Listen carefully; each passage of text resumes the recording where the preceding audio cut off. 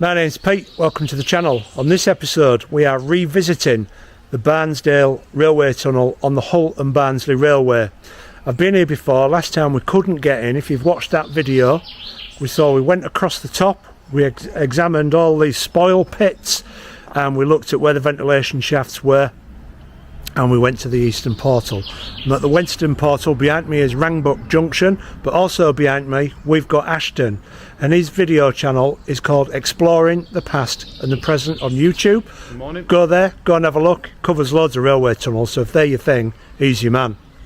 So what we're going to do is we're going to head down towards that tunnel, and I'm going to tell you a little bit about it as we get there, and then we're going to walk through and we'll see what's inside and we'll see what remains. Remember, hit like, share and subscribe. South Kirby, or the Barnsley Tunnel, is on the Hull and Barnsley Railway. Westbound traffic on the Hull and Barnsley Railway emerged from the 1,266 yard Barnsdale Tunnel into a sheer-sided cutting before arriving at Wrangbrook Junction. This is the cutting that we're walking through and the entrance that we're going to. It would then diverge for the Wath and Denaby branch lines. The tunnel was driven through magnesian limestone to reach the lower beds of sandstone clay. The eastern portal is found at the end of the partly-infilled cutting adjacent to the northbound service area on the A1 at Barnsdale Bar. This brickwork design is characteristic of other Hull and Barnsley tunnels such as Brierley, Drewton and Sugarloaf. The inside lining is fashioned in red brick except at the interface with the three shafts where blue brindles are used. Around 200 yards in, a 70-yard section was built from an inferior batch of bricks. As a result, water ingress and freeze thaw has caused the faces to spall. Repointing has taken place using waterproof cement, although the aesthetic quality of the works contrasts markedly from what the tunnel's original navies completed. Despite being generally dry, some substantial areas of calcite have built up on the walls. Clusters of weep pipes have been installed to relieve the water pressure behind the lining, whilst a spring emerges from the tunnel in the north wall close to the east end. The tunnel has three shafts, all now capped, approximately 310, 630 and 930 yards from the western entrance. Open on the 20th of July 1885, the line through the tunnel officially closed in April 1959. Although there had been no regular traffic for several months prior to that, until 1967 a set of buffer stops remained at the western entrance as part of a head shunt. During the 1990s, advice from consultants Brown and Root, attempts were made to seal the tunnel with concrete beams. However, this barrier was attacked with industrial tools and rammed by vehicles.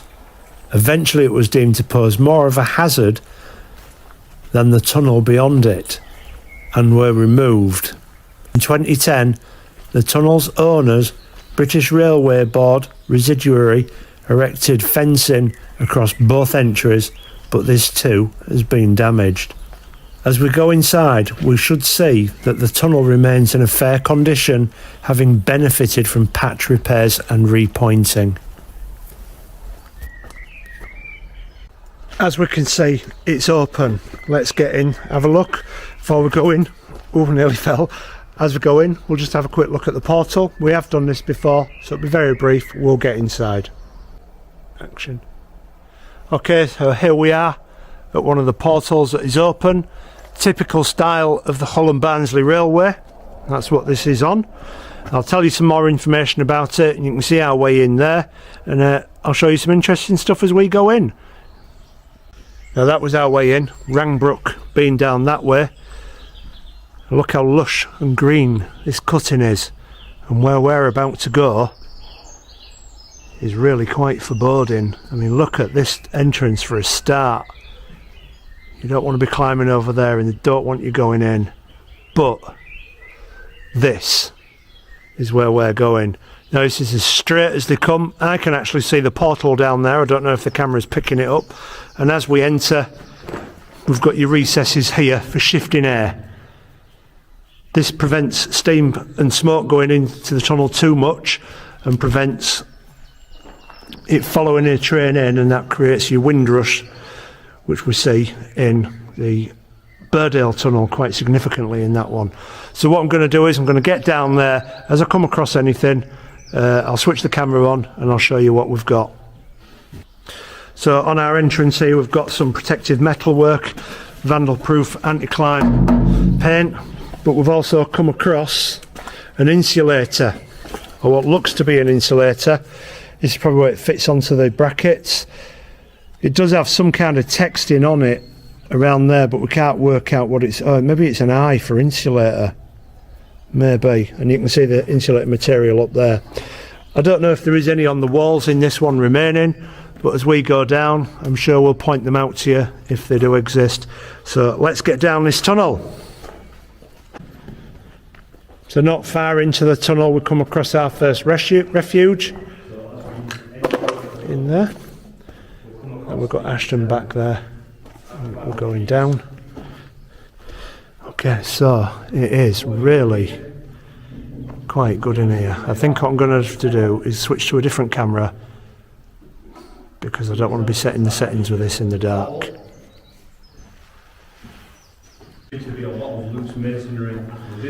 So you can hear Ashton in the background there. We've got our second chain marker on the wall here. The first one was damaged. I'm not going to show you them all. What we have got here is another refuge. Absolutely brilliant. Look at that. Really good condition. Absolutely packed with soot on the wall. Concaved at the back. It is damaged a bit there. And we'll get down this tunnel and show you some more. Right, so I've been here before. Go back and watch my other video because I never got in. I went across the top and we looked at all the vents. There are 3 of them, and we went and found those, and we're coming up to another refuge here. But last time I came there was the question of whether it was going to be filled in or not. Now I can confirm it's not going to be filled in at this present time. They did all the work towards the entrance so they could get machinery down here and check the safety of the tunnel to see if it was going to collapse, because these things have to be monitored. They can't be just left abandoned. So we've got a bit of repair work there. The ceiling is just covered in soot. I can hear some water dripping. It is quite dry in here at this point, even though I can hear water dripping, and it does look as though this part here is very moist, where the bricks are failing and letting water through and they're pointing. But we'll get down there and we'll see what else we've got. I'm hoping you can see that huge repair section there. You know, this to me is a waste of a tunnel. I mean, it's perfectly straight. I don't know if you can see that light at the other end yet. Lots of repair. I'm sure there's a company that could probably use this for testing vehicle brakes or something like that. So you can see this refuge is destroyed, blasted off. And that's there probably to relieve the pressure of the water at the back. We'll keep going because it is a long tunnel. So looking back, we can see our entrance in, and we've got all these spray painting marks on the wall. I suspect these were done by the people who come in and surveying the tunnel for markers for reference. We've got another chain marker there. Lots of soot on the wall still, but I want to show you the floor. There's nothing exciting to see. We've not come across any telegraph insulators. No relics so far other than one at the entrance, but this is the floor. This is not ballast. This is just general road surface gravel and stone, so that people can get up here and work in their vehicles with the lights and everything. I bet it's quite a thing to see one of these lit up.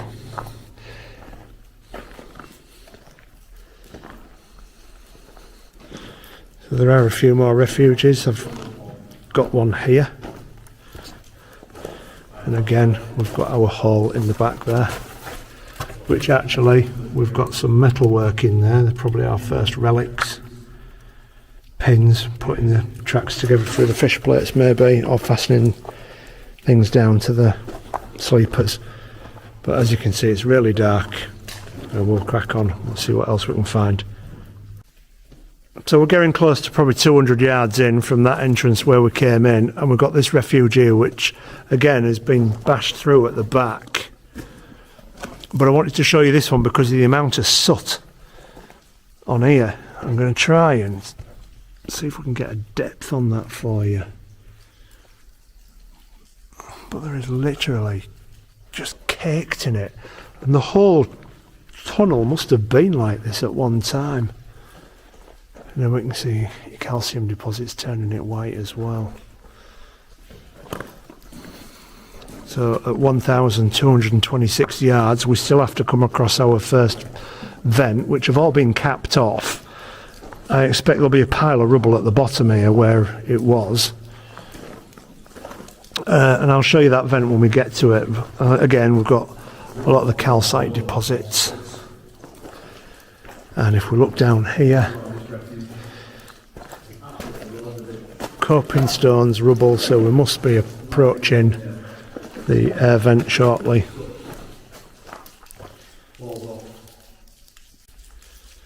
Alright, we are now at our first air shaft up there. I'll get a bit closer to it, but the rubble on the floor has been piled up at the sides because they like to let vehicles down here, and this is what I looked at earlier.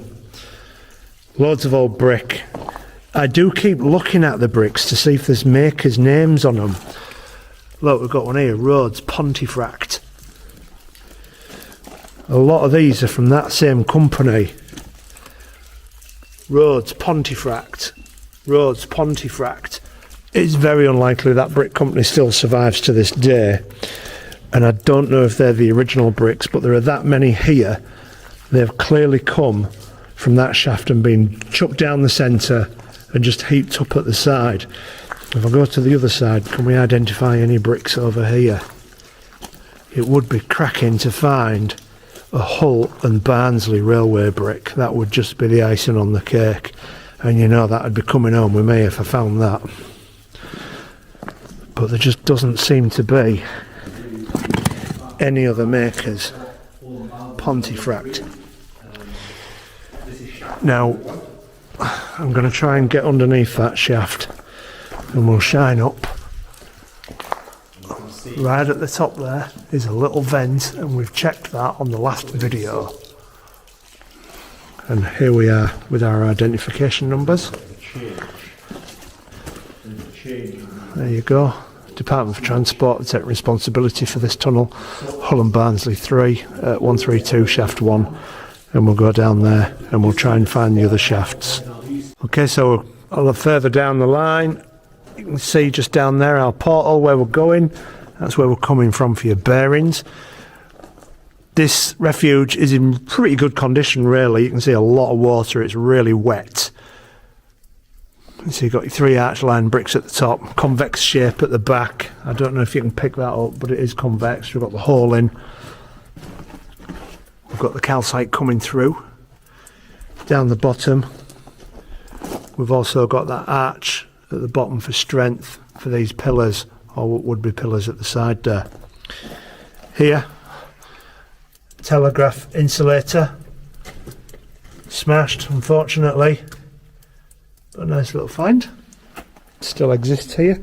Now I want to show you the floor because this is all gravel, fairly new gravel. It feels like ballast, but I doubt it is ballast. But this has got to be the cleanest railway tunnel I've ever been in at this point. There's no litter. There's nothing, there's no rubble. And we're going to continue on and get to, I'll turn the light away, that little speck of light at the bottom is where we're going. As we keep going into the darkness, we can see these huge deposits here. Look at that.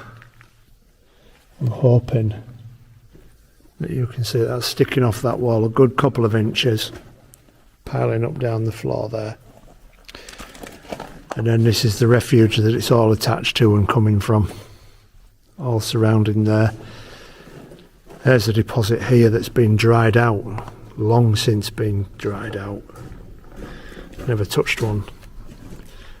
It feels like rough stone. And again, it's not bad. I mean, yeah, it's knackered. You're not going to run any trains here soon. But for a disused tunnel, it's not bad. Soot everywhere. And the floor is just, look at it. It's probably cleaner than used railway tunnels are today. And we're trying to get down to that little speck of light. Lots more calcite deposits coming up as it merges out through the darkness for you to yet another. You can see right down there. Hopefully we'll be coming across our second air vent shortly. I just want to show you this piece here with just how wet it is. It's difficult to pick up water on these cameras and dripping, but I hope you can hear it. I'll show you where that's pouring out from. Just up there. And whoever has been trying to manage this came up with the idea of putting these pipes in to try and control the water flow and where it comes out, but they're not working, they're not doing their job. I guess good effort, but didn't work. We're about halfway now. We must be coming up to another air shaft shortly, and I'll switch you on when we get there. We're now at the second shaft. Here we go. There's your department for transport. Hull Barnsley 3132 shaft 2. The rubble around here is less prevalent than what it was at the other one, because this is still reasonably clean, this floor. So we can't see. There we go. I'll just flip that brick over. No maker's names on these bricks. But there's a fairly modern one there with a deep frog like that. But yeah, look at the calcite deposits on the wall here. I'm going to take some photographs of these and I'll put these up at the end. Just because they do look really quite spectacular when they're lit up. I'm going to point you up to the shaft. And these are ringed with blue engineering bricks at the bottom, and we can see coal, the soot, going up there. And if I just shine you up to the top, hopefully you can see that right up there, capped off. And if you want to know what that looks like, on the top, go back and watch my Is Barnsdale Tunnel being filled in video. So we've got one more shaft to go. That's the direction we're heading. Hopefully you can see something there. There's the wall. I'll remove my light. That is the direction we've come from. We're not far off, bang in middle at the moment. So I'll turn you on when you come across something interesting. And I just can't believe how nice this floor is to walk on, with it being so clean and level. Alright, fast approaching probably the third vent. Calcite deposits on the wall. I wanted to show you this because as we were looking around we saw these patches of cement. Now they have got a date in it, they've been dated, they're probably 30 feet up those. And it says the 19th of the 5th, 99, most likely a date of when somebody was down here repairing it. Got another one there. And another one there, chain marker 41. I am still overwhelmed at how clean this floor is in this place. Now when you're coming and filming these places, you always end up with a funny taste in your mouth from the soot in the air. I mean, look at it. It is just absolutely caked, pretty much. Well, it's penetrated the brick, that's why they're looking black. And you can see just on the ceiling there, it's there all the time. Decades and decades after it was closed. And they are dark, forbidding places. Chain marker 43. Damaged refuge, they are all the same. They've all got the curve at the bottom. They've all got the arch at the top. And the back wall is also concaved as well. They're all the same. If I've used the term convex anyway, I'm mistaken. They're all concaved. But this floor, there's just nothing on it. This is modern flooring. And we can see just how much fascia has been blasted off with the water going into these bricks, getting absorbed. Absolutely nowhere to expand, and they just blast off. We can see more dates up here. This one is 19th of the 5th, 94, with a pointing line going across to the other side. I'll turn you on when we get down to the third and final shaft. It looks like we're fast approaching the third and final air shaft. This will be the top coping. You can see we've got the chamfered brick, we've got the step. These Victorians like to do things fancy. Nobody would have ever seen this because this was in the middle of a field, which is now a little wooded area. But we've also got other clues down here. Again, these ones are Pontifract brick. We've seen the making on it, piled up rubble. This would have all been chucked down the centre when they knocked these shafts down and just left. But nowadays they bring vehicles down here, so it's all been shoved to the side. And hopefully we can get to that air shaft soon. More refuges. They're all in pretty much a similar condition, to be fair. Give or take a little bit from each other. This one's had repair on it as well. Top hasn't been done yet, but I imagine they would. And we'll get down there towards that. Going down the tunnel, we've got clues as to what's coming up. You can see the curve on that, the shape of it. Round, vent. So we're coming up to the air shaft, the third air shaft. We've got the remains of a sleeper there. I don't know if that's associated with our line, but it is a wooden sleeper, and it potentially could be. And we've got a bolt there that looks like that would go through the fish plate, attaching rails together. Now, I've been looking amongst the bricks and the rubble, and I've found two companies. We found the Pontifract one again, and then a new one. Wherever it is, here we go. I'm going to turn. I'll show you this. We've got Oakland Brothers of Emsworth. Now that's a local brick and that's a local company. Same with Pontifract. They're not far away from here. Now these things were built at such a rate that they couldn't supply enough bricks from one factory. And everywhere had its brick factories back in the Victorian times with the Industrial Revolution, the amount of building that was going on.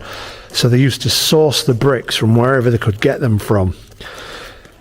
Now, I've visited the Leeds New Line recently, and just on one small section there, I found different brick makers, all from the period of when the line was built. Now, I'm going to show you where the shaft is. Unusually, this is a dry shaft. It's not peeing down with water. So we'll just shine up there so you can see. That's what this looks like, lined with blue engineering brick at the bottom for the toughness and the hardness of that brick. And then it'll be red brick all the way up, covered in soot. And then at the top, there's a tiny air vent. And I will say again, I've been across the top of there on a previous video, so please look through and watch that video so you can see what's across the top of this railway tunnel. It's quite interesting. And here's our department for transport.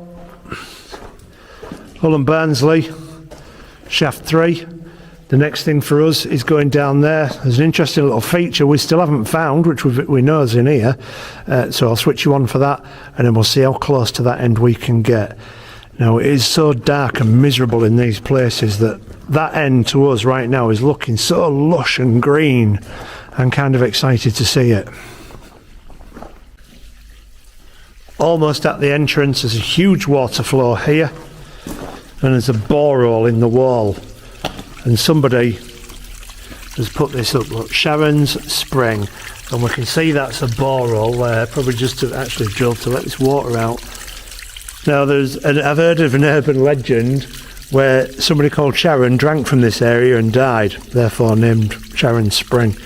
I think more realistically, the same person who put those engravings on the wall up there in the rendering of 1999 probably did that borehole or saw it and did that as well, probably for his wife as a bit of a laugh.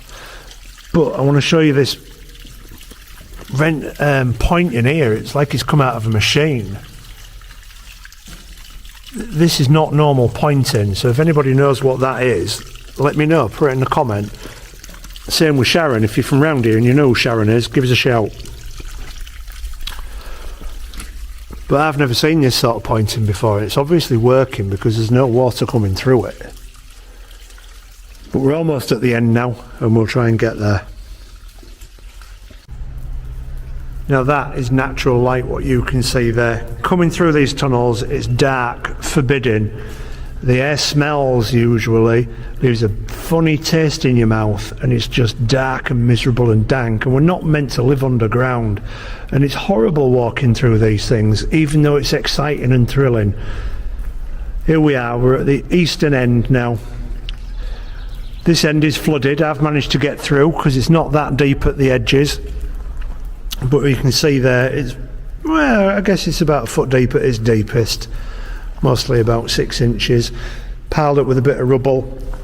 Now at that side there, we can't get out this side, but I will show you what that side is like if you go back and watch my other video on this tunnel. But that's lush, green, absolutely beautiful after being in there. That is backfilled. That went into a cutting, which when the A1 was built was filled in. So it goes, I mean, that's probably about 150 yards away, but it's backfilled in almost to the point at the bottom of this door here. And that is our way through this tunnel, and I've finally done it. I hope you've enjoyed this episode, walking through the Barnsdale Railway Tunnel. 1,226 yards of darkness, straight as they come. You can see the portal at the other end. I'm going to turn around. I don't know if you can see that over my shoulder, a little pinprick in the background there. I can see it quite clearly when I look down towards it. However, we are now at the eastern end. The video is over. I'd like to say thank you for watching, and please take care.